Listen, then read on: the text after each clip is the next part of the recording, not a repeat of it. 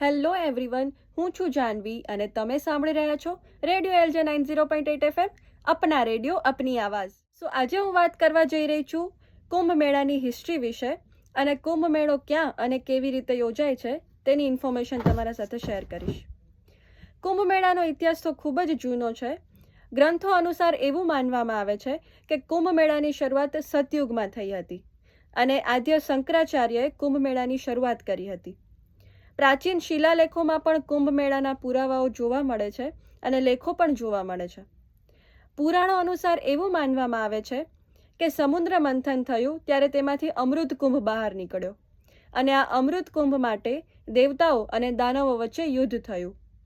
દેવતાઓને દાનવોને યુદ્ધ કરતા જોઈ રાક્ષસો પણ ત્યાં યુદ્ધ કરવા માટે આવે છે અને દેવતાઓ અને રાક્ષસો વચ્ચે યુદ્ધ થાય છે. આવામાં જ રાજા બલિનો સેનાપતિ એટલે સ્વરભાનુ પાસે એવી શક્તિઓ હતી કે તે જમીન, આકાશ અને પાણી આ ત્રણેય જગ્યાએ દોડી શકતો હતો. એટલે તે તરત જ ધન્વંતરી દેવના હાથમાંથી અમૃત કુંભ લઈ લે છે અને આકાશમાં ઉડવા લાગે છે. આ જોઈને દેવતાઓના દળમાંથી પણ રાજા ઇન્દ્રનો પુત્ર જયંત કે તે તરત જ કાગડાનું સ્વરૂપ લઈ લે છે અને સ્વરભાનુની પાછળ દોડવા લાગે છે અને આમ જ આકાશમાં દેવતાઓ અને રાક્ષસો વચ્ચે યુદ્ધ થાય છે. ત્યારે આકાશમાં અમૃત છલકાય છે અને તેના કેટલાય ટીપા ઉજ્જૈન, નાસિક, હરિદ્વાર અને પ્રયાગરાજમાં પડે છે અને જેના કારણે આ અમૃત પડવાથી આ ચારેય સ્થળો તીર્થસ્થાન બની જાય છે અને આ ચારેય સ્થળોએ કુંભ મેળાનું આયોજન કરવામાં આવે છે.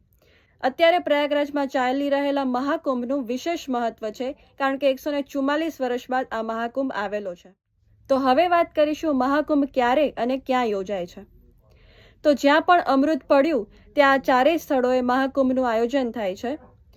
ટોટલ 4 પ્રકારના ભારતમાં કુંભનું આયોજન થાય છે: કુંભ મેળો, અર્ધ કુંભ મેળો, પૂર્ણ કુંભ મેળો અને મહાકુંભ મેળો.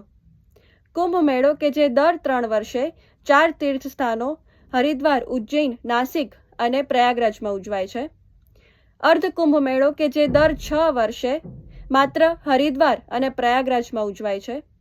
પૂર્ણ કુંભ મેળો કે જે દર 12 વર્ષે 4 તીર્થ સ્થાનો હરિદ્વાર, નાસિક, ઉજ્જૈન અને પ્રયાગરાજમાં યોજાય છે.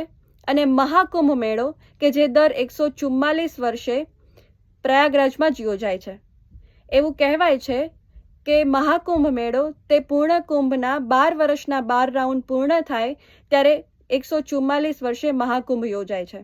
અને અત્યારે ચાલી રહેલો મહાકુંભનું વિશેષ મહત્વ છે કારણ કે દરેક કુંભ મેળામાં સર્વશ્રેષ્ઠ મહાકુંભ છે. સો આ હતા મહાકુંભના પ્રકાર અને હિસ્ટ્રી. નેક્સ્ટ એપિસોડમાં વાત કરીશું મહાકુંભમાં સ્નાનના મહત્વ વિશે. ત્યાં સુધી સાંભળતા રહો રેડિયો એલજે 90.8 FM, અપના રેડિયો અપની આવાજ. Good bye.